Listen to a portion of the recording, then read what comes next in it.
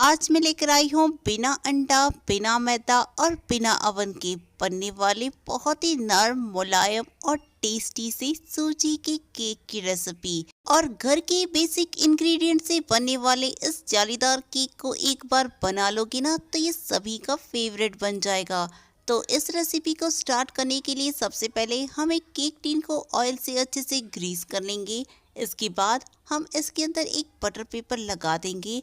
इसके ऊपर भी हम थोड़ा सा ऑयल से ग्रीस कर लेंगे ताकि केक निकालते वक्त आसानी रहे। अब हमने यहाँ पर इसकी साइड्स को भी बटर पेपर से कवर कर दिया है। इस टिन को अब हम साइड में रख देंगे। अब हमने यहाँ पर एक कटोरी में दूध ले लिया है। ये तकरीबन 300 ml है। इसके अंदर हम आधा चम्मच कॉर्नस्टार्च डाल देंगे और इसे अच्छे से मिक्स कर लेंगे। इसके बाद हम एक पैन को गैस पर चढ़ा देंगे।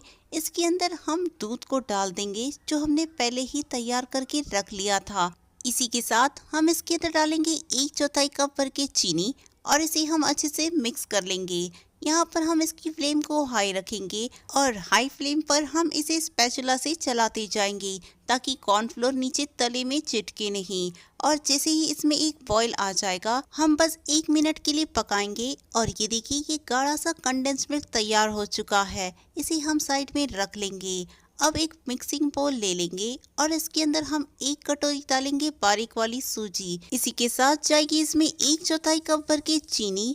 इसे डालने के बाद हम डालेंगे कंडेंस मिल्क जो हमने तैयार कर लिया था। ये हल्का सा गर्म होगा तभी हम इसमें डालेंगे जिससे चीनी इसमें आसानी से घुल जाएगी।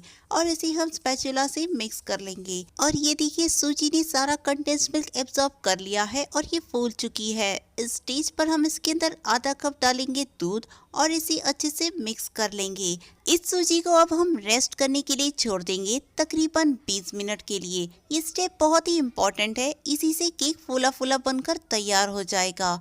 20 मिनट के बाद हम इस सूजी को ले लेंगे और एक मिक्सी जार में ट्रांसफर कर देंगे। अब बढ़िया से कलर और टेक्सचर के लिए हम डालेंगे इसमें 2 चम्मच भर की कस्टर्ड पाउडर, 1/4 कप डालेंगे हम इसमें कुकिंग ऑयल और फिर डालेंगे हम 1/4 चम्मच भर की रसमलाई एसेंस। इससे बहुत ही अच्छा सा फ्लेवर आ जाएगा। इसे हम पीस लेंगे और इस सारे मिक्सचर को हम एक मिक्सिंग बोल के अंदर ट्रांसफर कर देंगे। और ये देखिए फ्रेंड्स एकदम परफेक्ट कंसिस्टेंसी वाला ये बैटर बनकर तैयार हो चुका है।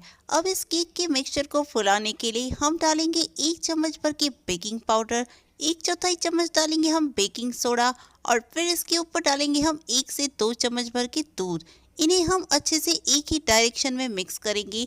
ओवर मिक्स यहाँ पर नहीं करना है, बस कट एंड फोल्ड मेथड से मिक्स करने के बाद इस सारे मिक्सचर को हम एक केक टिन में पोर कर देंगे जिसको हमने पहले ही रेडी करके रख लिया था। ये मिक्सचर डाल देने के बाद हम इसे ऊपर से थोड़ा सा गार्निश कर लेंगे। यहाँ पर मेरे पास कुछ ड्राई फ्रूट्स हैं। इसके अंदर सनफ्लावर सीड्स, कुछ बादाम पिस्ते की कतरन भी है। इससे हम गार्निश कर देंगे और 1 से 2 बार इसे टैप करने के बाद हम प्री हीट किए हुए कढ़ाई में इसे ट्रांसफर कर देंगे। इसे लिड लगाकर अब ढक देंगे और तकरीबन 30 से 35 मिनट इसे हम स्लो फ्लेम पर बेक करेंगे। फिर हम इसे चेक कर लेते हैं। एक टूथपिक को हम बीच में इंसर्ट करके देखेंगे और ये देखिए फ्रेंड्स टूथपिक एकदम क्लीन आ रही है। इसका मतलब केक अच्छे से बेक हो चुका है। इस स्टेज पर हम इसकी फ्लेम को ऑफ करेंगे और इस केक को बाहर निकालकर ठंडा करने के लिए रख देंगे। थोड़ी देर के बाद हम इसे साइड से निकाल लेंगे क्योंकि हमने बटर पेपर डाला है, इसकी वजह से ये आसानी से निकल भी आया है। और ये देखिए फ्रेंड्स अब मैं साइड से इसकी सारा बटर पेपर निकाल रही हूँ और ये देखिए फ्रेंड्स ये कितना बढ़िया तरीके से बेक हो चुका है, एकदम बेकरी स्टाइल, एकदम टेस्टी और स्पॉन्जी। और इसे हम चलिए फटाफट से कट भी कर लेते हैं। और दोस्तों अगर आप मेरे दिखाए हुए इस मेथड से केक बनाओगे ना तो यकीन मानिए आप इसी तरह से हमेशा बनाते रहोगे क्योंकि ये बहुत ही इजी है और साथ ही साथ ये इतना टेस्टी बनता है ना कि बच्चे क्या बड़े भी इसे एक ही झटके में चट कर जाएंगे और बार बार इसे आपसे बनाने की डिमांड करेंगे। बिस्किट्स हम कई तरह के खाते हैं, चाहे सुबह हो या फिर शाम, और बच्चों के तो ये बहुत ही फेवरेट होते हैं। तो आज मैं लेकर आई हूँ बहुत ही टेस्टी और एकदम खस्ता नारियल के बिस्किट्स की रेसिपी, जिसे हम बिना सोडा और बिना बेकिंग पाउडर के बनाकर तैयार करेंगे। इसे बनाने के लिए सबसे पहले हम एक बेकिंग ट्रे को ऑयल से ग्रीस कर देंगे और इसके ऊपर हम बटर पेपर लगा देंगे, जिससे नान कटाई इस पर चिटकेगी नहीं। और फिर हम इसे साइड में रख देंगे। इसके बाद हम एक मिक्सी जार ले लेंगे और इसके अंदर हम डालेंगे आधा कप चीनी। इसके अंदर बढ़िया सी खुशबू के लिए हम डालेंगे 3 इलायची और इसे हम अच्छे से पीस कर इसका फाइन पाउडर बनाकर तैयार कर लेंगे। इसे भी हम साइड में रख लेंगे। अब हमने यहाँ पर एक मिक्सिंग बोल को ले लिए हैं। इसके अंदर हम डालेंगे 3/4 कप भर के घी। यहाँ पर हमें ध्यान रखना है कि घी यूज़ करते वक्त ये रूम टेम्परेचर पर होना चाहिए।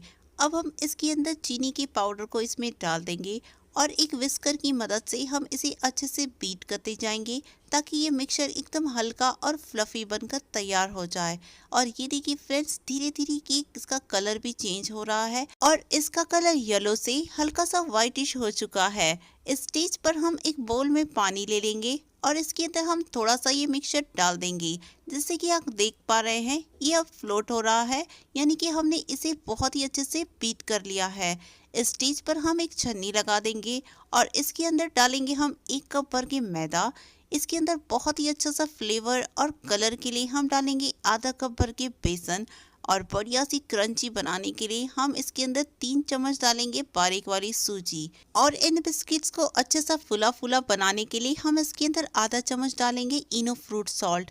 इन्हें डालने के बाद हम इन्हें छन्नी से अच्छे से छान लेंगे। यहाँ पर छन्नी से छानना जरूरी है, जिससे ये मिक्सचर बहुत ही हल्का बनकर तैयार हो जाएगा और जो भी लम्स है ये भी निकल जाएंगे।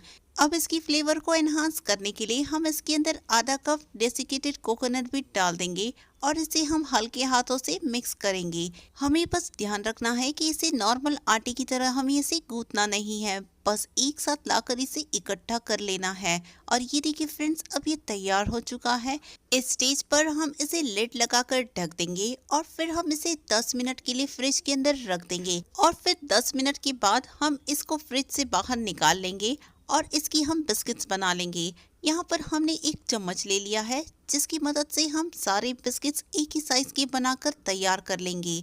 बिस्किट्स बनाने के लिए हम पहले तो इसे हाथ में अच्छे से रोल कर लेंगे और फिर हल्का सा इसे प्रेस कर लेने के बाद इसे हम डेसिकेटेड कोकोनट वाले बाउल में डालेंगे और अच्छे से इसे कोट कर लेंगे। और ये देखिए फ्रेंड्स, ये अब तैयार हो चुका है।